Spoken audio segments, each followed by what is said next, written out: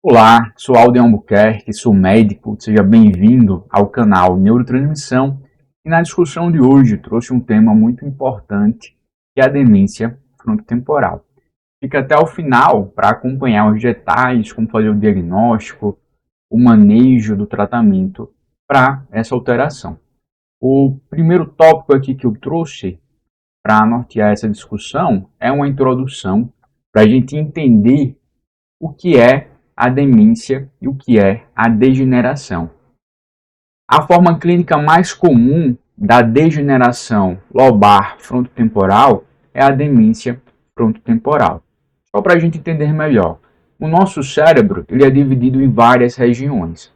A região aqui mais frontal é a região frontal, a região mais lateral aqui é a região temporal, e só a título de curiosidade, ela é chamada de temporal porque ela indica o passar dos anos.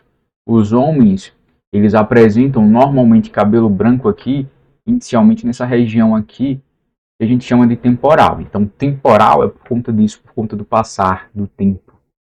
A região aqui mais posterior é a parietal e a região mais aqui inferior, né, a região occipital. Então, o cérebro é dividido nessas áreas. Na demência frontotemporal, a gente tem um acometimento da região frontal e temporal. Então, são dois termos importantes para a gente ter em mente. O DLFT, que é a degeneração, a atrofia, a redução do tamanho desses lobos frontais e temporais. Quando a gente fala de degeneração, a gente está falando do diagnóstico patológico. O paciente tem alteração ali naquele formato, mas não necessariamente tem sintomas ou tem outros sintomas. Quando a gente fala de DFT, a gente está falando da demência em si, a demência frontotemporal. Aqui a gente tem o diagnóstico clínico, um aspecto clínico deste diagnóstico. A degeneração lobar frontotemporal, ela inclui também outras patologias.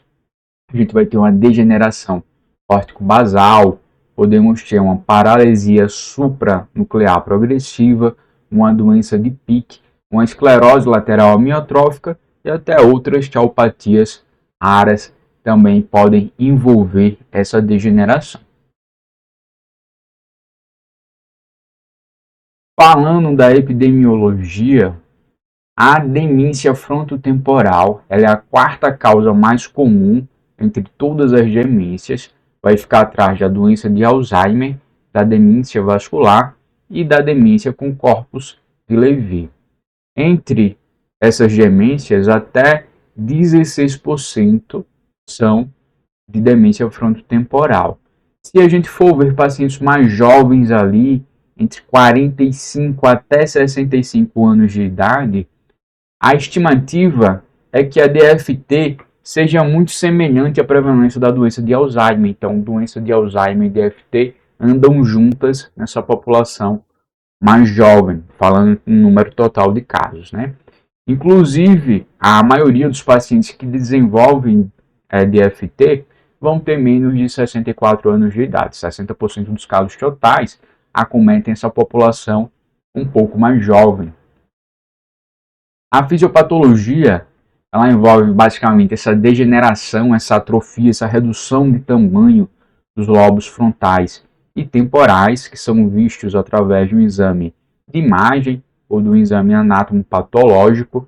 Se a gente for para a histologia, que é o estudo da célula, para a gente pegar um pedacinho daquele cérebro e colocar em uma lâmina e colocar em um microscópio para analisar, percebe-se que tem uma destruição ali do neurônio, além de uma gliose. Essas lâminas corticais superficiais apresentam essa alteração. É muito diferente, por exemplo, do que a gente vê em um Alzheimer. Quando você vai analisar a lâmina, a histologia de um paciente com Alzheimer, aqui a gente vê a deposição de placas senis, de emaranhados neurofibrilares, é muito diferente. Contudo, aqui é um ponto que a gente deve só chamar a atenção, né, um detalhe, que quando a gente tem a variante logopênica, que é também uma variante da demência frontotemporal, a gente tem duas alterações principais. A alteração comportamental e as alterações na fala, que a gente chama de afasia progressiva primária. Nas afasias progressivas primárias, São 3 variantes. Uma delas é a logopênica, que foi incluída recentemente em 2011 aqui no hall de variantes da demência frontotemporal. E antes ela era mais vista na doença de Alzheimer, certo? E quando a gente tem essa variante logopênica, a gente pode ter alterações no cérebro que são muito semelhantes à doença de Alzheimer. Então, nesse tipo, a gente pode ter tanto placa senis como emaranhados neurofibrilares presentes. Um cafezinho aqui para a gente ir para o próximo tópico. O próximo tópico é a genética. 40 a 50% dos casos de degeneração lobar frontotemporal tem um histórico familiar. Então, se você está atendendo ou se você tem um paciente que tem esse histórico de degeneração lombar frontotemporal, a gente liga um alerta para fazer um rastreio mais precoce para essa população. Quando a gente vai falar do padrão autossômico dominante, que é herdar essa patologia de forma dominante para todos os membros ali familiares, para todos os descendentes de primeiro grau, isso só vai ser definido, só vai estar presente em 10 a 15% dos pacientes, é uma prevalência um pouco menor. Quando a gente vai fazer análise genética para ver qual é o principal gene envolvido, percebe-se que tem uma alteração muito presente no cromossomo 9, é o principal cromossomo envolvido. A gente tem um local específico que é o C9-OV72, é o principal gene que codifica esse cromossomo envolvido. É a causa mais comum, tanto de DFT quanto de esclerose lateral amiotrófica. E aqui os dados são bem interessantes também, para a gente ver como essa prevalência é alta. Quando a gente fala de ela, até 40% dos casos vão ter envolvimento do C9-OV72. Quando a gente fala de demência frontotemporal, até 25% dos pacientes vão ter envolvimento desse gene. E se o paciente tiver DFT e tiver ela, aqui o envolvimento pode chegar até 88% dos casos. Então, falou de ela DFT, a gente vai pensar em C9-OV72. Existem vários outros genes associados, eu não conseguiria discorrer só em uma aula aqui, e o foco não é a genética, mas eu trouxe os dois principais envolvidos, tirando o C9-OV, a gente vai ter o gene da proteína Tau, o MAPT, e a gente vai ter o gene também da granulina, que é o GRN, certo? Aqui a gente tem mutação autossômica dominante, vai ter uma alta penetrância, e quando eles estão presentes, por conta disso, acaba desenvolvendo também a patologia. No MAPT, a gente tem a deposição da proteína Tau ali de forma inadequada, e no GRN, que ele vai codificar as proteínas que são responsáveis pela cicatrização. Se eu tiver uma expressão baixa desse gene, eu tenho uma associação de demência frontotemporal, e se eu tiver níveis elevados, eu vou ter associação com neoplasias, como por exemplo mama, fígado, esôfago, acaba sendo as neoplasias mais associadas à alteração desse gene. E aqui, manifestação clínica, que é a parte importante para a gente saber se esse paciente realmente tem uma demência frontotemporal, se tem alguma outra demência, se é alguma alteração psiquiátrica, se é um Alzheimer, tá certo? Eu vou começar a discutir sobre a variante comportamental da demência frontotemporal. Tenho em mente que essa variante é a mais comum. Então, falo de DFT, a gente deve ter as características já da variante comportamental em mente e sempre abrir o leque para os outros tipos. Mas falando em DFT, eu penso em variante comportamental. Aqui o córtex pré-frontal ventral vai estar envolvido. Essa região ela está envolvida mais proeminente, mais prevalente ali no comportamento. Então o paciente ele vai ter uma alteração do comportamento que vai começar aí ao longo de semana, meses até anos. O paciente ele começa a perder a empatia, começa a ficar impulsivo, apático, desinibido. Para a gente contextualizar em um exemplo prático, esse paciente, por exemplo, vai a um velório, morreu ali um familiar, um amigo, tá todo mundo triste por conta da situação, mas esse paciente ele parece não perceber a tristeza, então ele chega fazendo uma piada inadequada, ele parece estar desinibido, começa muitas vezes até a ter um comportamento sexual alterado, pode dar em cima de alguém de forma inadequada, isso no ambiente do velório.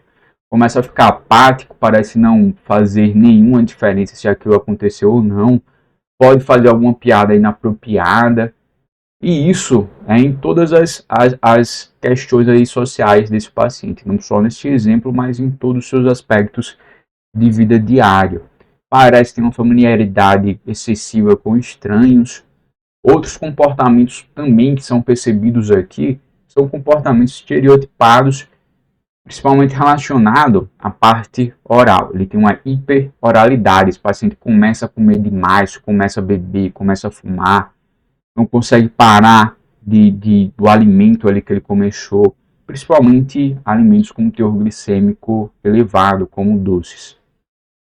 E o paciente parece não perceber a sua própria condição. Ele não percebe que está apático, não percebe que está com um comportamento impulsivo, não percebe que está comendo demais. Essa falta de percepção da própria condição na neurologia, a gente chama de anasognosia. Aqui é importante a gente diferenciar de uma depressão, porque o paciente está apático. Ele não reage a sentimentos nem positivos, nem negativos. O paciente ele não tem tristeza típica envolvida aqui, é que a gente tem a apatia. A função cognitiva, ela também parece estar alterada. O paciente ele tem uma disfunção executiva e da linguagem, certo? A gente tem a preservação da função visoespacial, então ele consegue ver, consegue se localizar, mas a sua narrativa, a história que esse paciente vai contar é uma narrativa rasa, não tem detalhes, ele acaba fugindo, então começa a contar uma história, acaba se perdendo, já emenda em outra história, tem uma fala empobrecida, não consegue desenvolver palavras mais complexas. Eu posso também ter uma alteração semântica se eu tiver associado a algum outro tipo de demência, mas inicialmente o que a gente deve ter em mente é mais a parte comportamental. Partindo para as afasias, a DFT, a demência frontotemporal, ela envolve 3 tipos de afasias, que a gente chama de afasia progressiva primária. A primeira delas é a variante não fluente, que a gente vai ter uma lesão no lobo frontal esquerdo, ali na região perissilviana. Diante disso, os sintomas clássicos envolvidos vai ser a fala, afasia fala. Então, a fala vai estar lenta, vai ser uma fala difícil, uma fala agramática, o paciente não consegue achar as palavras de forma adequada. A praxia da fala, que é justamente isso, a praxia é o movimento, né? Então vai ser uma fala lenta com anomia precoce. A anomia é a gente conseguir dar nome às coisas, então mostra uma caneta, o paciente não consegue saber que aquilo é uma caneta, mostra uma caneca, ele não lembra mais que é uma caneca, tem essa anomia precoce. A compreensão parece estar preservada para frases simples. Então, se eu falo uma frase simples para aquele paciente, ele parece entender. Mas frases mais complexas que envolvem ali a síntese, o paciente vai ter uma dificuldade maior. Então, falo de variante não fluente, que fala lenta, difícil, e a gramática, dificuldade para nomear as coisas. Variante semântica, aqui a gente vai ter uma lesão na região anterior do lobo temporal. A fala parece estar fluente, mas ele perde o conhecimento semântico. Ele não entende palavras simples, objetos. Eu falo uma palavra simples, olha, vamos pegar ali aquele doce na geladeira, ele não sabe o que é geladeira. Eu mostro um óculos para ele, ó, isso daqui é um óculos. Ele não sabe que é um óculos. Mostro um objeto, que objeto é esse? Um copo. Ele não consegue localizar, não consegue entender que aquilo ali é um copo. Então aqui nessa variante semântica, a gente vai ter anomia, não consegue identificar as coisas. Dislexia de superfície, eu não consigo identificar ali o que é aquele objeto, toco, não sei o que é. O paciente tende a fazer perguntas repetitivas. E tem algo muito importante também que está presente nessa variante, que é uma decodificação fonológica. Como ele tem alteração na fluência, na semântica, ele começa a trocar palavras parecidas. Por exemplo, seu por meio. Então ele quer pedir ali uma caneta emprestada, ele vai dizer, me preste a minha caneta, pega ali o meu copo, em vez de falar o seu, por exemplo. A alteração do comportamento aqui vai estar mais relacionada à obsessividade, uma diferença emocional. E uma característica muito importante também é a prosopagnosia, que é a alteração no reconhecimento de rostos. Tem até uma história clássica de um neurologista que confundiu o rosto da esposa com o chapéu, que tinha essa variante semântica.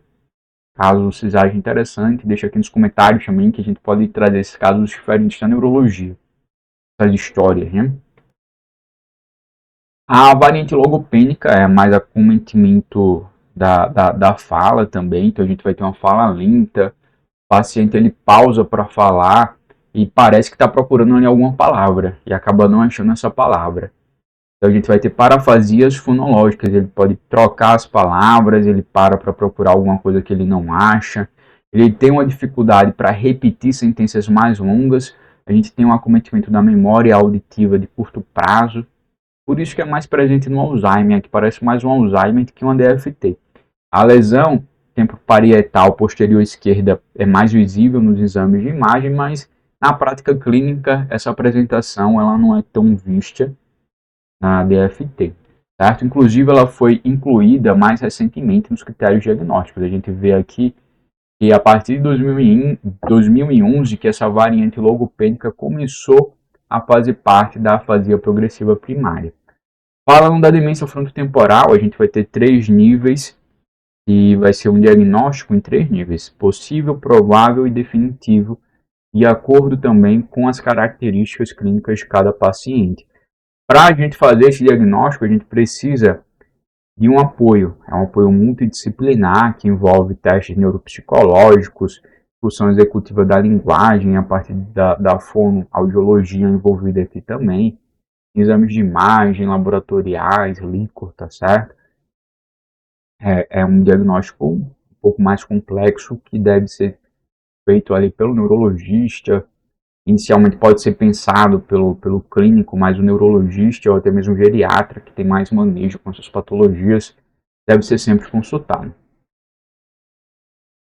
O achado típico no exame de imagem e no exame físico, ele varia um pouquinho.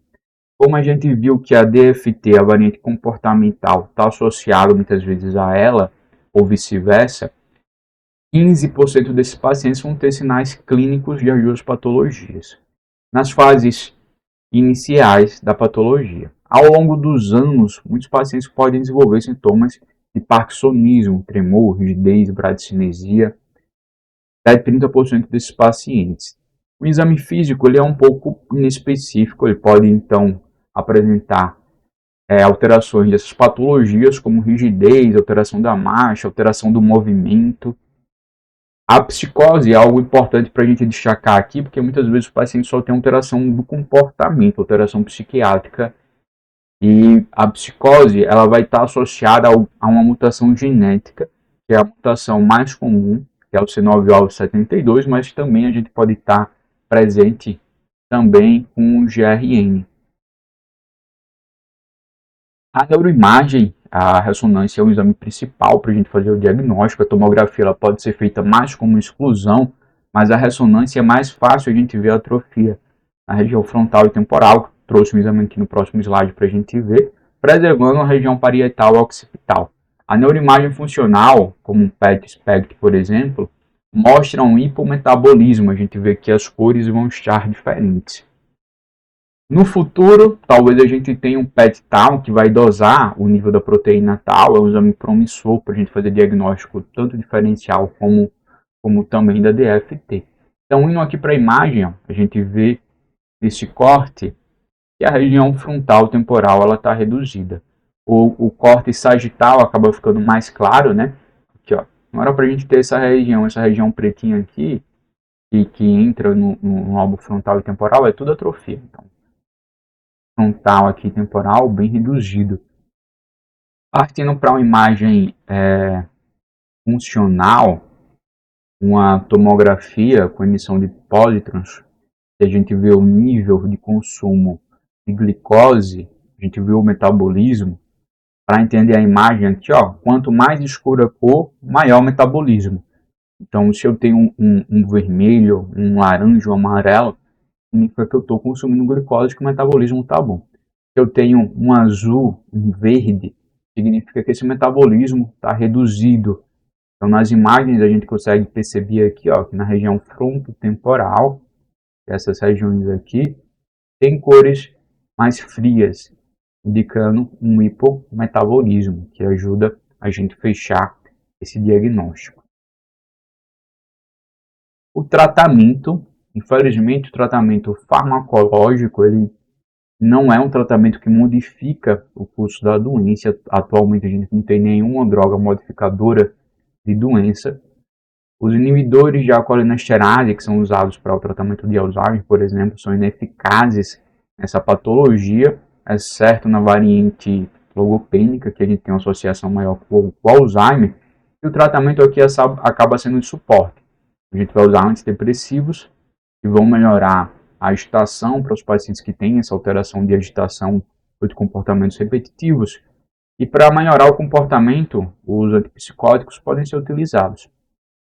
Por exemplo, para os pacientes que também possuem.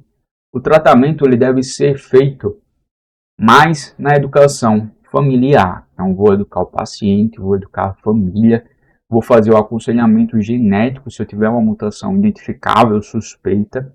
É importante a gente ter um diário de sintomas para saber o que o paciente apresenta a cada mês, a cada semana, e facilita também a gente adequar as nossas condutas voltadas para isso. As adaptações ambientais são importantes, então fechar portas, esconder alimentos que podem ser potencialmente inadequados para o paciente, como açúcar, como café, como álcool, cigarro. Sempre fracionar esses alimentos, como a gente viu que tem uma hiperoralidade, comer em pequenas porções. A gente pode abrir mão da tecnologia, como pulseiras GPS, os relógios, para esse paciente ele não se perder em um ambiente aberto, por exemplo. É muito importante a gente ter uma rotina e calendários e uma estrutura visual. Então, o paciente muitas vezes ele tem dificuldade para localizar a fala, a imagem. Então, a parte visoespacial a gente viu que está preservada. Então, uma estrutura visual que facilite o dia a dia do paciente é muito importante. E remover os objetos perigosos, porque o paciente ele pode ter uma alteração comportamental, pode ter uma psicose, uma alteração ali. Então, não posso deixar armas, facas, qualquer objeto potencial ao alcance desse paciente. Tá? Essas foram as referências que eu trouxe para essa discussão. Se inscreve aqui no canal para acompanhar as atualizações. Deixa no comentário se quer saber mais algum detalhe que não foi discutido aqui sobre a demência frontotemporal ou sobre outras demências também. E até a próxima.